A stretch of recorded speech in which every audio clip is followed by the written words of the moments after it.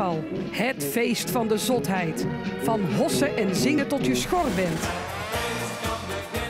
Het volksfeest waar rangen en standen wegvallen en iedereen verbroedert. Pleinen en kroegen zullen vollopen. Het feest gaat losbarsten, want het carnavalshart klopt sneller dan ooit.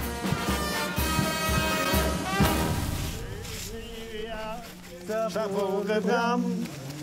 En als ik binnenkom, daar gaat hij staan. Het is een bandje van een meter hoog. Maar met carnaval, maar met carnaval, maar met carnaval, daar staat hij altijd droog. Vorig jaar dachten we nou oké, vooruit. Even een jaartje zit het er niet in. En je merkt wel, dit jaar kijk je er nog meer naar uit dan anders. Dat gevoel is nog sterker. Carnaval 2022. Voor het tweede jaar op rij zijn er geen grote optochten gepland en ligt de traditionele wagenbouw stil. Maar niet overal. In Breda wordt er in de avonduren hard gewerkt.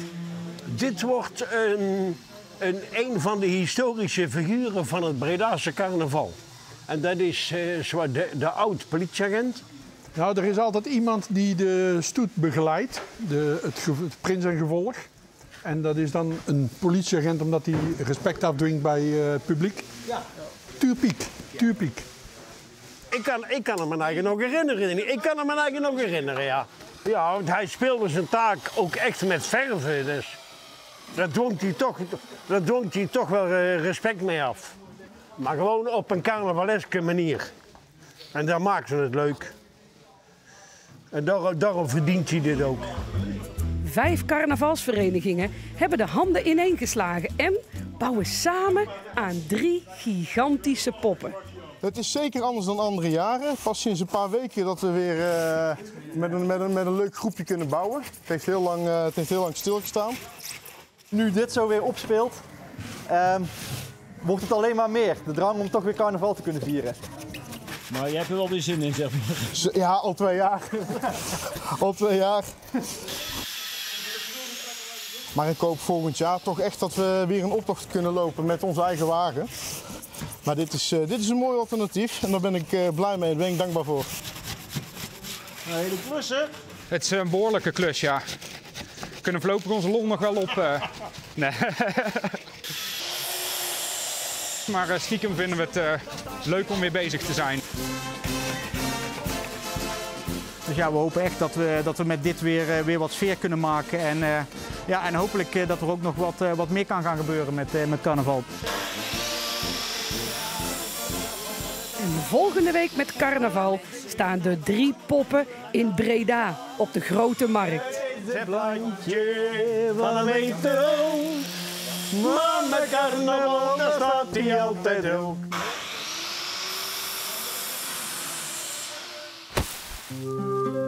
Dit is het verhaal van Ad van Dalen, carnavalsman in hart en nieren. Als je over iemand spreekt met een carnavalshart, dan was het echt wel mijn schoonvader, ja. Moest om 10 uur moest je er zijn, dan wilde hij ook om 10 uur er zijn. Hij wilde echt geen minuut missen van carnaval. Mijn oma die had er geen zin meer in. En dan zei hij gewoon van, ik ga carnavallen en jij blijft maar thuis als je er geen zin meer in hebt. Maar ik ga nog muziek maken zolang ik het nog kan. Zelfs een maand voor zijn dood beweegt hij hemel en aarde om het te vieren. Zijn laatste carnaval. 3, 4...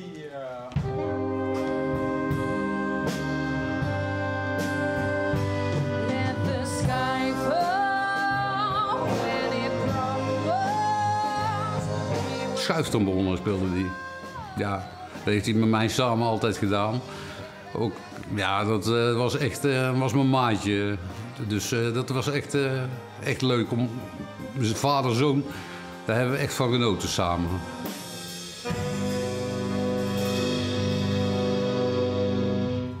Ja, hij zat altijd hier, of hier. Hij zat in een van deze, waar ik nu zit eigenlijk. Op mijn plek eigenlijk.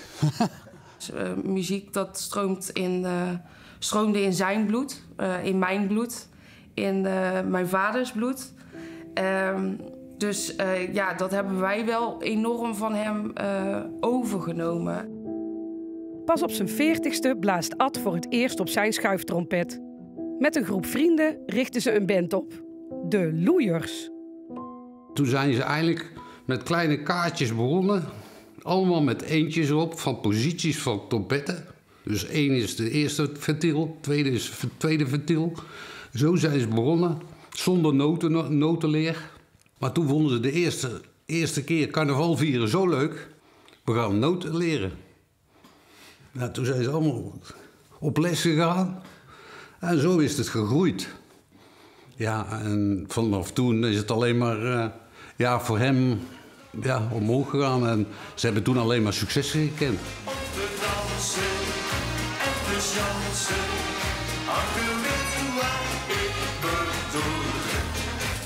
Hoogtepunt is in 1989. De broers Danny en Wim van Nimwegen scoren samen met de Loeiers een onvervalste carnavalshit.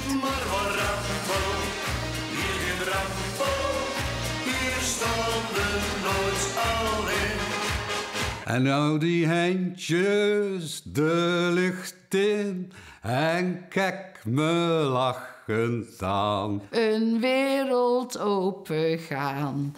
Dus ja, volgens mij kent iedereen de nummer wel.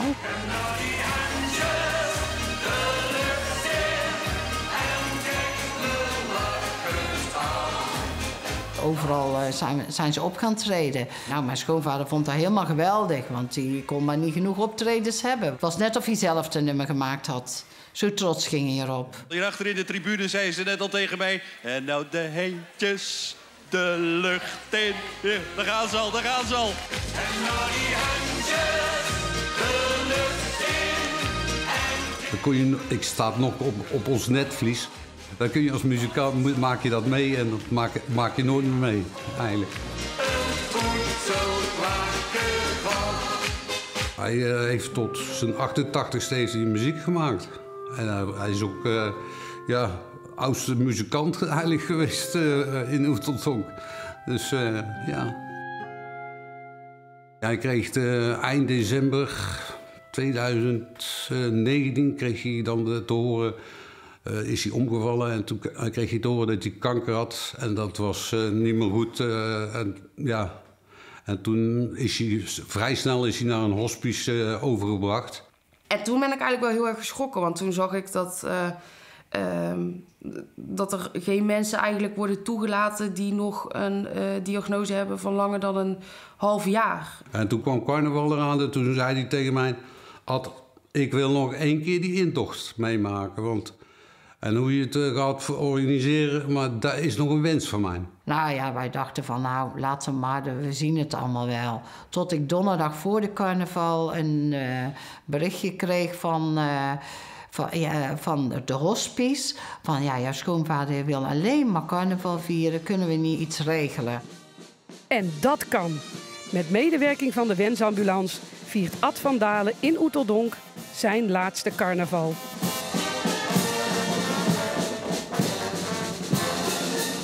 Iedereen wist natuurlijk dat is heel gauw rond. Want met social media weet iedereen van Ad van Dalen is in de stad. Dus die is daar en daar de optocht aan het kijken. Nou, dus er zijn nou best wel heel veel mensen afscheid komen nemen. Dat is ook koude jatten. En die kwamen allemaal die wensambulance in. En hij werd allemaal geëerd. Kreeg allemaal een lintje kreeg hij. En ze stonden me allemaal voor hem te zingen en ze kwamen me allemaal knuffelen. Jongen, ik kan jou zien, hè? Ja, hij kreeg ook tranen in zijn ogen toen, hoor. Dus wij allemaal toen. Maar dat vond hij prachtig.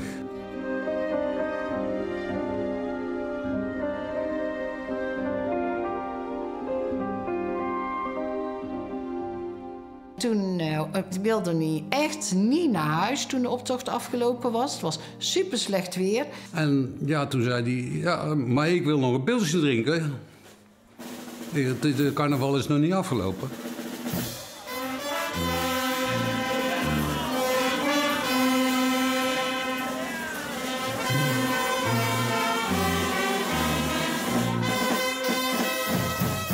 Hij stond daar in het midden van die tent, van die hele grote tent. Nou, en de muziekjes eromheen. Ja, dat is, als muzikant is dat het prachtigste wat je nog mee kunt maken.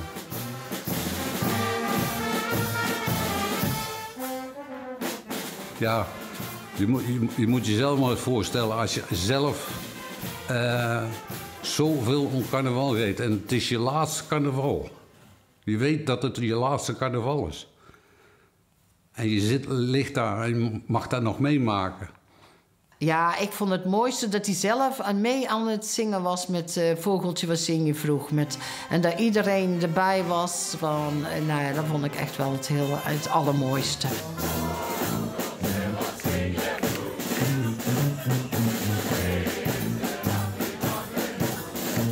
Het was gewoon een afsluiting van... We moeten hier ook wel echt van genieten. We moeten hier niet verdrietig om zijn. We moeten hier ook heel erg dankbaar voor zijn.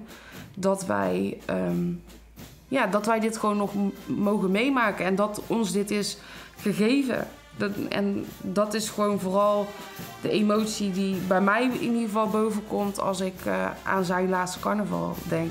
Hij weet, dit is het laatste wat ik meemaak. Maar ik geniet hiervan.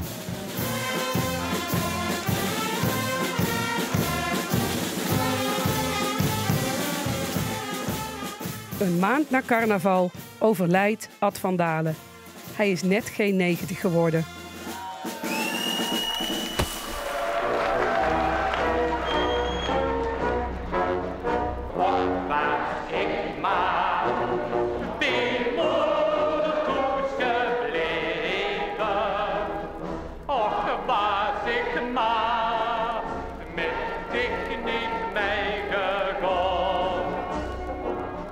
Och, was ik maar bij moeder thuis gebleven, is een van oorsprong Venlo's carnavalsliedje. Geschreven door Frans Boermans met muziek van Tuur Luxemburg.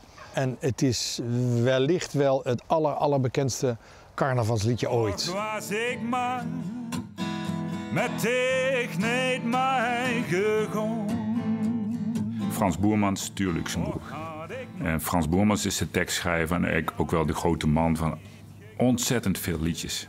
Honderden liedjes heeft hij gemaakt, waarvan de tientallen behoren tot het culturele erfgoed. Iedereen in Limburg kent die liedjes. Als ze in Amerika hadden gewoond, dan waren ze niet alleen schat hemeltje rijk geweest, maar ook wereldberoemd. Ik kan niet eten en niet drinken, want ik moet maar altijd denken aan de roeie mond. Die blauwe ogen, die haar zo blond. Het gaat over een man die zo verliefd is op een meisje dat hij eigenlijk helemaal de kluts kwijt is. Och, was ik maar bij moeder thuis gebleven. Och, was ik maar met dich niet meegegaan. Er zit een diep gevoel in. Wat doe ik hier eigenlijk? Waar ben ik? En dat raakt iedereen. En ons ook.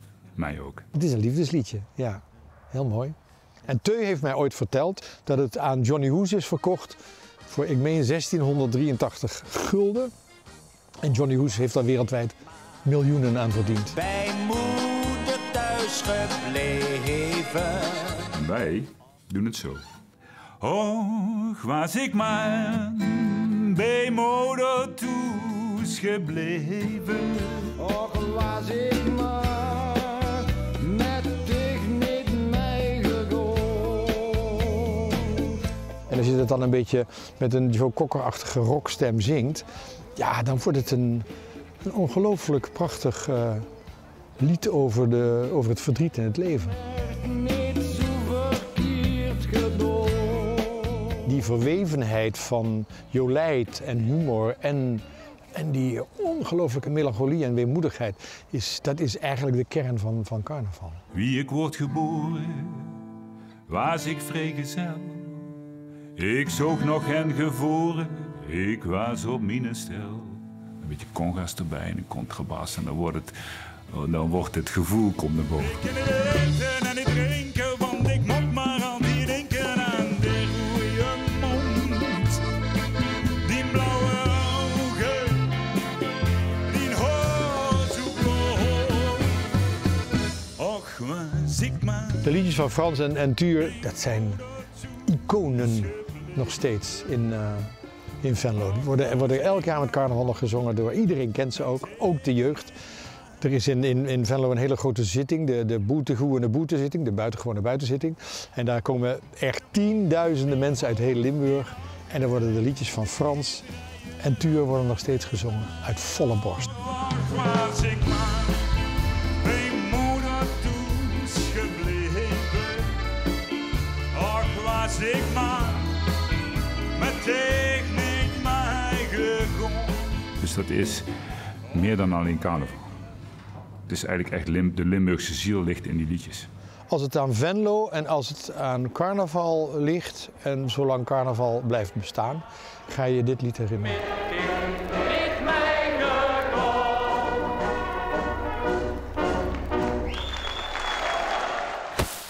Nou, welkom op onze carnavalszolderkamer. We hebben 1 kamertje in huis waar we opstal hebben en dat is eigenlijk 90% carnavalspullen door de jaren heen.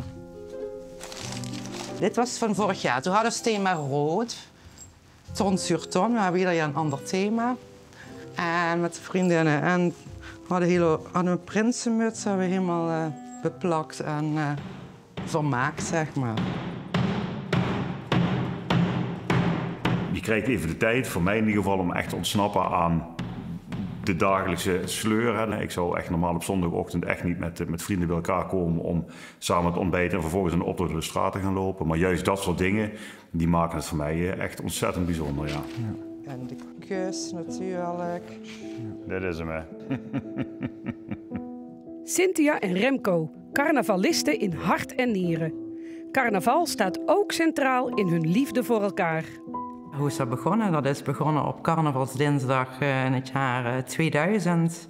Ja, het was laat en zaad, zoals wij het wel eens noemen. Dus we waren moe, maar we wilden toch niet opgeven, want die laatste uurtjes nog meepikken. En hoe dat dan gaat, zeker op zijn laatste avond, iedereen is moe en iedereen gaat zo'n beetje zijn eigen weg. Dus uiteindelijk, ik had voor mijn gevoel, stond ik dan nog een beetje wat, niet echt helemaal eenzaam, maar een beetje zo wat los van de groep.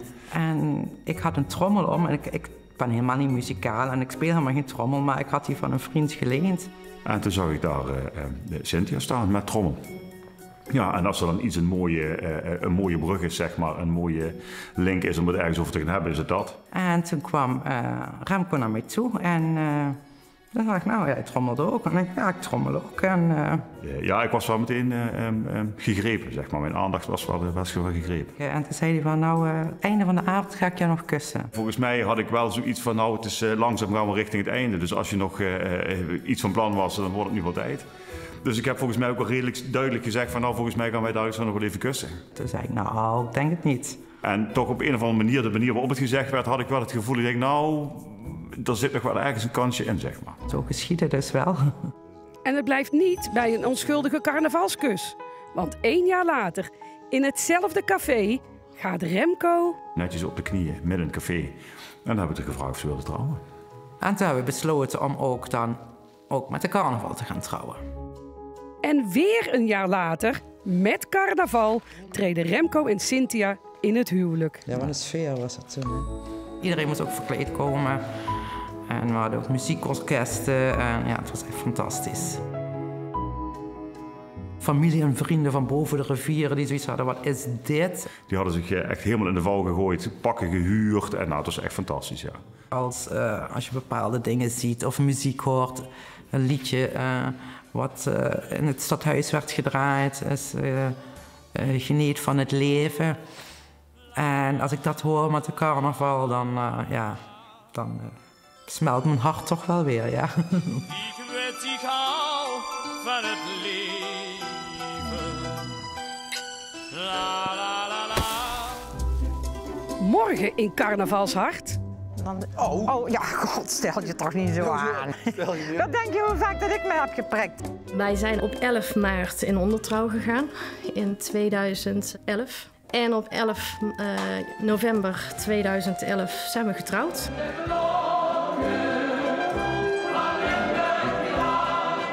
Het is altijd leuk om mensen te plezieren. Mensen laten zingen is natuurlijk prachtig als je dat lukt. En ja, het lukte mij.